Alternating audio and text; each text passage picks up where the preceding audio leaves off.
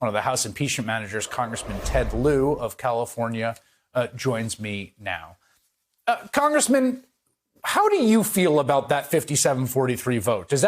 Is there a victory there? Does it feel frustrating that it was not a conviction? Thank you, Chris, for that question. In most contexts, 57-43 is a blowout. This was not close. An overwhelming majority of both the House and the Senate concluded that Donald Trump incited an insurrection. Unfortunately, a minority of Senate Republicans did not vote to convict, and that's where we are today. But history will record that Donald Trump incited insurrection. There's no question about that.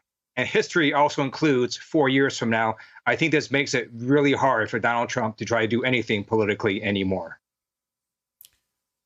Oh, Congressman, I don't know if that's the case, I have to say. I mean, we will see. Lots of things can happen. But let me ask about the witness question. Bluntly, is it true the House managers wanted to call witnesses and the Senate Democrats got you to back off?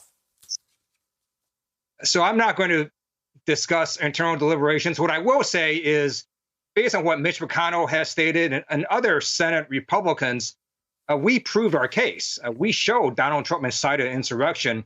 They just hung their vote on a willful misreading of their Constitution. We could have brought in Donald Trump, and he could have testified that he ordered the code red and directed a violent attack, and they still would have not convicted him because of their willful misreading of the Constitution, thinking they had no jurisdiction over Donald Trump. Right. And I actually think that's quite persuasive. I don't think there weren't 67 votes, even if he had I ordered the code red moment in the well of the United States Senate.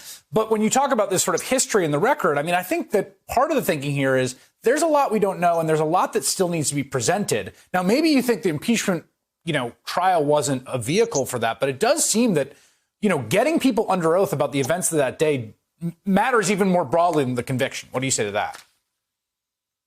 You're absolutely right. So I fully support Speaker Pelosi's call for a 9/11 style commission. One thing we did see is there is a problem with enforcing subpoenas. So had we tried to, for example, subpoena any witness that was not friendly, they could have held it up in court for months to years. We're still litigating the McGahn subpoena from the very first impeachment. With the 9/11 style commission, I think we can get to the bottom of a lot of these facts. And they're also going to find, by the way, that Donald Trump incited an insurrection. Were you at all? I have to say, I thought McConnell's routine was quite cowardly and a sort of classic example of him trying to have it both ways. That said, I was struck by the tone of what he said. I mean, he basically conceded you did prove your case. And he wasn't the only one. There were others that made noises somewhat similar, even that they were votes against conviction on this really lame, narrow procedural question.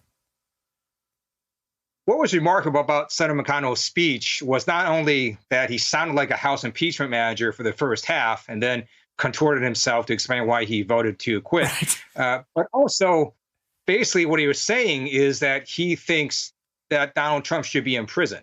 He is essentially saying the criminal justice system is there to hold Donald Trump accountable. That is a remarkable statement coming from the Senate Minority Leader. Final question to you. These are strange undertakings. America, we have this kind of mythos we tell ourselves about the kind of civic tradition of debate and persuasion. Oftentimes, American politics doesn't look anything like that 99.9% of the time. Here was a rare sort of situation where you go into the other body and you try to persuade them. And again, you came out with 7 votes that probably weren't there in the beginning, or maybe what was your sort of takeaway from that experience? You're right. It is a strange experience. This is not like any normal trial, but it does show me that there are still elements of the Republican Party that will listen to their eyes and ears and not reject the evidence. And so I am pleased that 7 Republican senators voted to convict. And again, we laid out a very damning case, and a vote of 57 United States senators is very damning, and history is going to record this. And when I talk about 4 years from now, I'm talking about specifically about Donald Trump running again for president. I think it's going to be hard to try to convince American people that they should vote for him one more time, even though he incited a violent attack on our nation's capital.